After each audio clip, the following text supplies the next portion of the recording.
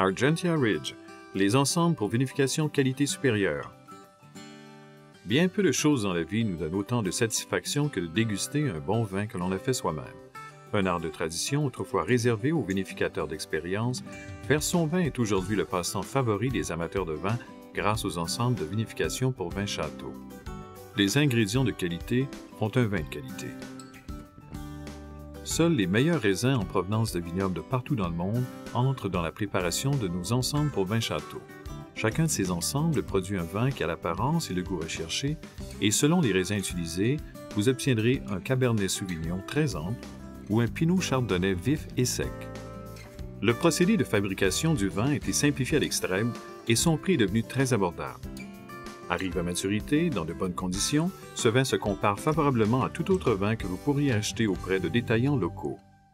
L'équipement de vinification requis.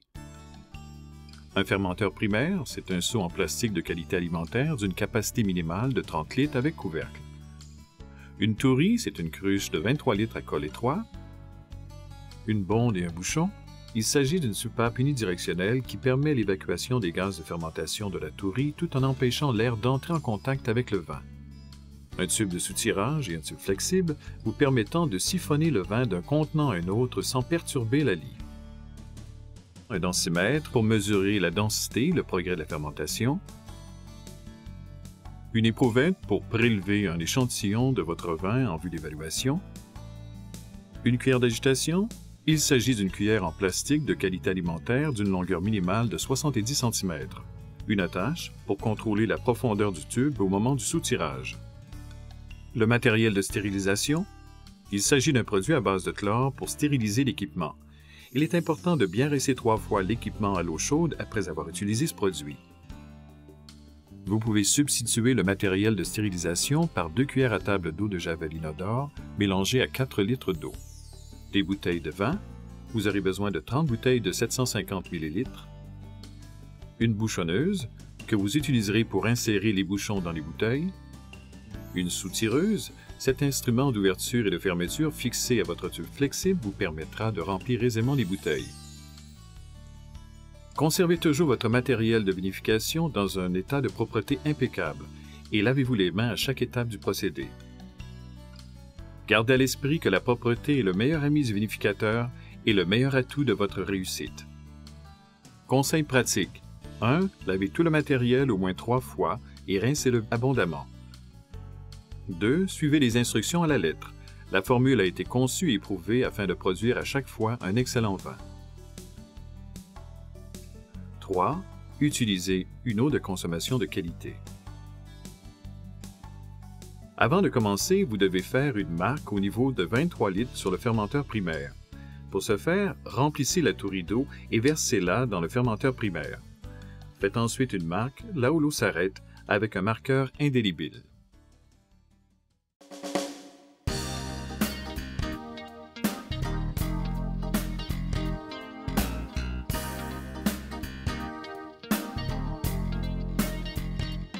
En premier lieu, nettoyez et stérilisez le matériel que vous utiliserez et rincez-le abondamment. Ouvrez ensuite votre ensemble pour vinification. Placez les instructions sur la table afin de mieux les suivre étape par étape. Versez environ 4 litres d'eau chaude dans le fermenteur primaire.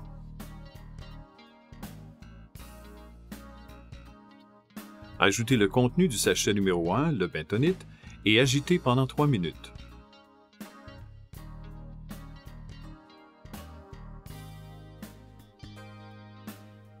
Placez ensuite le sac de concentré bien à plat sur la table. Empoignez le sac de mou par le col et enlevez le bouchon pression en vous servant d'un décapsuleur standard. Videz ensuite le contenu du sac dans le fermenteur primaire.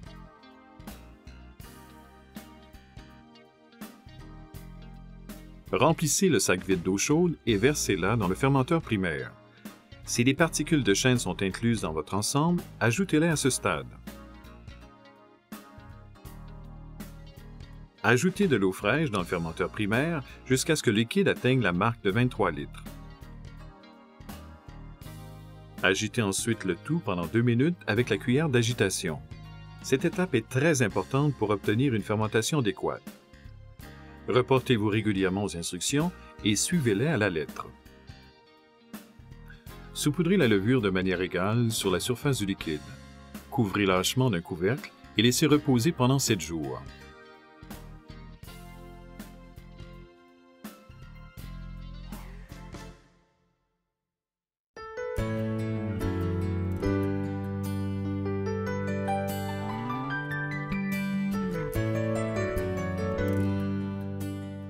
Mesurez d'abord la densité de votre vin.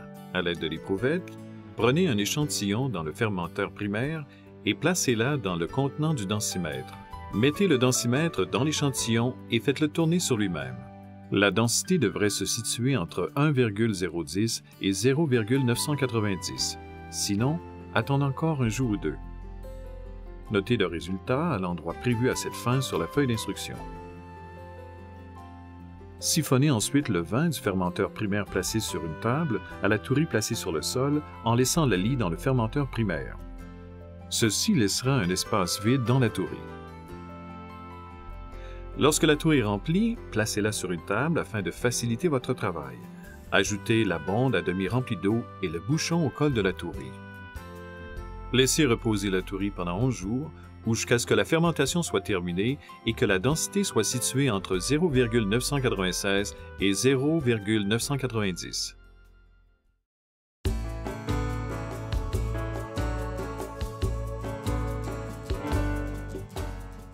Enlevez soigneusement la bonde et le bouchon. Attention de ne pas toucher la bonde avec les mains. Mesurez la densité en utilisant un densimètre et une éprouvette. Mettez le densimètre dans l'échantillon et faites-le tourner sur lui-même. Notez le résultat à l'endroit prévu à cette fin sur la feuille d'instruction. La densité devrait se situer alors entre 0,996 et 0,990. Sinon, attendez une semaine de plus. Stérilisez le tube de soutirage et le tube flexible et rincez-les abondamment. Siphonnez le vin de la tourie placée sur le comptoir à une tourie stérilisée placée sur le sol. Si vous ne disposez pas d'une autre tourie, siphonnez le vin clair dans le fermenteur primaire bien propre. Faites attention de ne pas perturber la lie. Nettoyez et stérilisez la tourie et siphonnez-y de nouveau le vin. Dans un récipient propre, mélangez le contenu du sachet numéro 2, l'anhydrosulfite, et du sachet numéro 3, le sorbate, à 125 mm d'eau fraîche. Agitez jusqu'à dissolution complète.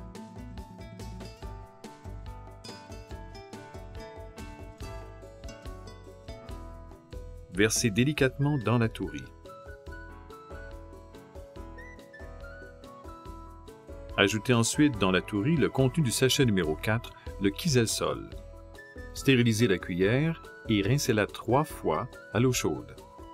Agitez vigoureusement le vin pendant 3 minutes à l'aide du manche de la cuillère. Faites-le suffisamment pour générer une mousse à la surface. Répétez cette étape 4 fois au cours des prochaines 24 heures. Il est très important de dégazer le vin. Dans le cas contraire, la clarté du vin pourrait en être affectée.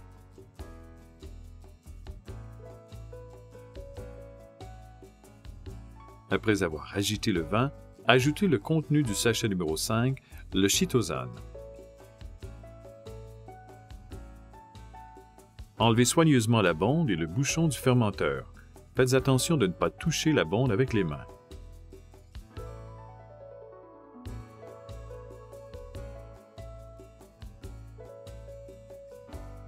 Agitez délicatement le vin pendant 30 secondes. Ajoutez de l'eau ou un vin similaire à température ambiante par le goulot de la tourie jusqu'à 5 cm du bas de la bonde. Ceci empêchera le vin de s'oxyder. Laissez le vin se clarifier pendant 10 jours.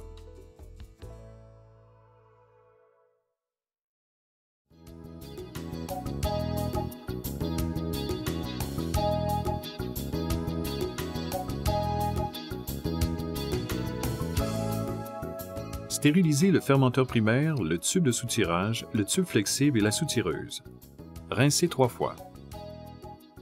C'est maintenant le moment idéal pour goûter un échantillon de votre vin avant l'embouteillage. Utilisez votre éprouvette stérilisée pour prendre un échantillon dans la tourie et versez-le dans un verre à vin. Examinez sa clarté, sentez son arôme, vous serez ravi. Rappelez-vous toutefois que votre vin est encore très jeune. Stérilisez de nouveau la soutireuse et le tube flexible et rincez-la abondamment. Siphonnez le vin de la tourie placée sur la table à une autre tourie stérilisée ou un fermenteur primaire. Évitez de perturber la lie au fond de la tourie. Il sera utile de fixer le tube flexible au goulot en utilisant une attache ou une pince à linge. À ce stade, vous pouvez sucrer le vin à votre goût. Suivez à cette fin les instructions contenues dans l'ensemble pour vinification.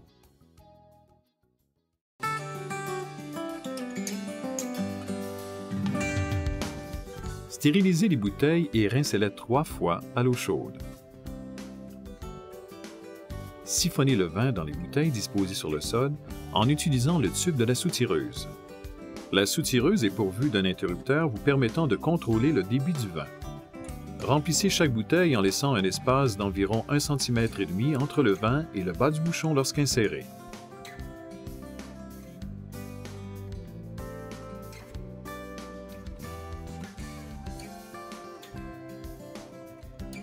Faites tremper les bouchons dans l'eau chaude pendant 3 minutes. Insérez un bouchon dans la bouchonneuse, placez ensuite la bouchonneuse sur le goulot de la bouteille et d'une poussée ferme, insérez le bouchon. Procédez de la même manière jusqu'à la dernière bouteille.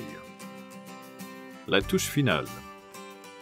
En posant des étiquettes sur les bouteilles, vous obtiendrez un produit d'allure professionnelle.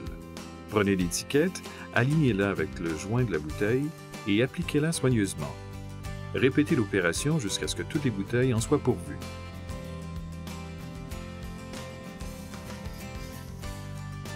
Et pour la touche finale, insérez les capsules thermo. En utilisant un pistolet chauffant, réchauffez la capsule en commençant par le goulot et descendez tranquillement sur la paroi. Tournez la bouteille sur elle-même pendant l'opération. Afin de permettre au bouchon de bien sceller les goulots, conservez les bouteilles en position verticale pendant 7 jours. Couchez-les ensuite dans un endroit frais et sombre. Bien que le vin soit déjà agréable à boire, prévoyez un temps de maturation de quelques semaines avant de le consommer afin de permettre l'éclosion des saveurs.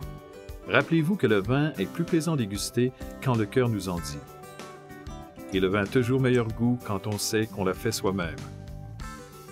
À votre santé!